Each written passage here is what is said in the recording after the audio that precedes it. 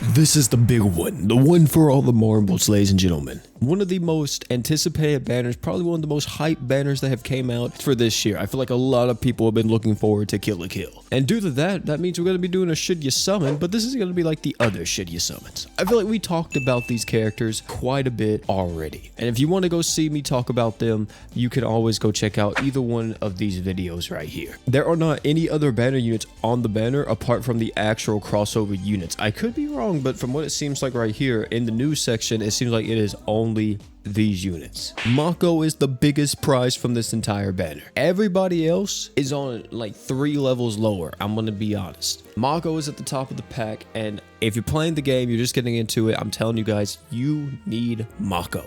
I cannot stress how crazy this character is. This character is an archgener, a damage buffer, a healer. She is the best, and I'm not even joking if I say this. She is the best offensive support character in the entire game. If you're playing in raids, you're going to be using her. If you're playing in mines, you're going to be using her. If you're playing in regular content that you just need to sustain, Mako is always there, just because that's how good she is. She is insanely broken. Another thing too about her is the fact that her archgen type is EX2, meaning that she can stack with literally every single archgener in the game. There's just no way else to put it apart from Mako is the strongest character that GS has ever released, and if you have the crystal saved up and you do not have Mako, you need to get her. You have to. This is a type of situation where you get her, you die trying. I'm gonna be honest.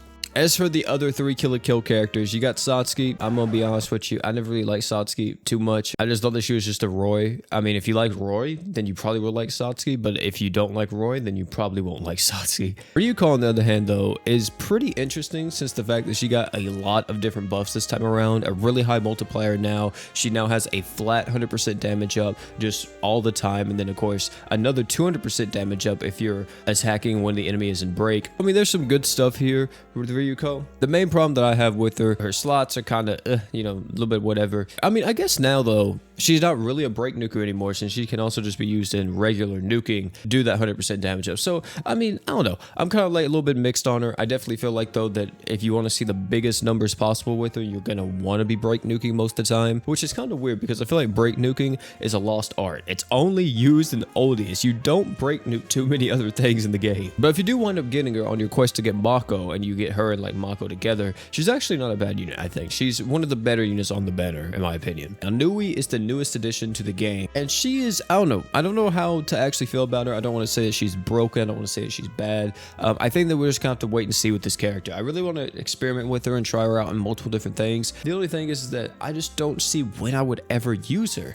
Do I use her as like the main damage dealer? Do I use her with somebody like, let's say for an example, Juno, because Juno can actually do dark damage? Do I use her with like a mono dark team? But mono dark isn't really a sustained composition, so how is that gonna work? Because she wants to stack her art. You see the problems, right? There's just so many issues that arise whenever you think about Nui. It's just like, where exactly does she fit in? Is she just supposed to be this solo dolo type of character, or is it just like she helps out in different type of comps, maybe in like nuke situations? Because one of the situations I could see you're used in is if you're using someone like Irie. You could use Irie's art, go into the fight, use Nui's true art. Upon using Nui's true art, you would instantly get back Irie's art, and then you could use her true art. You see what I mean? So you could like kind of go in there and make Irie faster, which I think is like the whole goal of Nui, is making characters faster. But it's weird for her to have the type of kit that she does, and if she's like more of a nuking type of support character or something else, because I don't really feel like she is that. I mean, there's a lot of ways that you could probably take this, and there's a lot of ways people are going to be experimenting with her,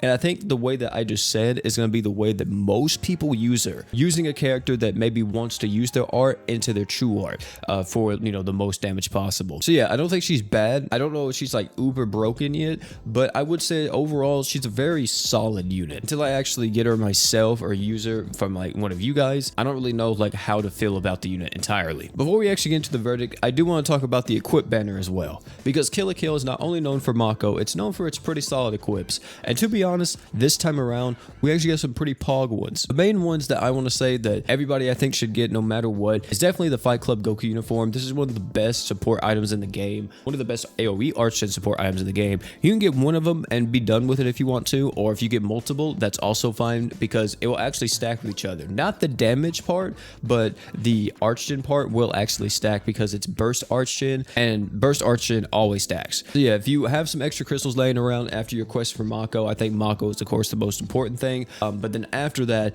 I would actually highly recommend that maybe considering going for at least one, maybe two Goku uniforms. As for the other equips on the banner, there's some really good ones here, especially if you're like more of a nuking type of player. I think there are some ones that would definitely catch your eyes. Like for example, the decap mode for the Scissors Blade looks really good on some characters. I'm not gonna lie, maybe want to run this on my Natsu. Also stuff like Gakko and Koru looks really strong as well. I mean, to be honest, dude, there's just so many good equips from this banner. I'm gonna be honest with you. There's a lot of good ones, and I highly recommend that you check them out and just see if any of them kind of interest you, or you may want to get some. Of course, there will be a part 2 to the gacha equip summons, not to the actual summon banner, but to the gacha equip summons. There will be a part 2 coming out later on. They will be adding more, so you may not want to go completely broke. If you want to know about all that, of course, you can check out the video from yesterday, and I actually talk about all the equips that are coming in part 2. Now on to the verdict of the banner, and it's very simple with Kill la Kill. I think it's actually the most like straight response I could give you out of like every single banner that's ever came out, because it's super simple, and this is for everybody. If you got Mako,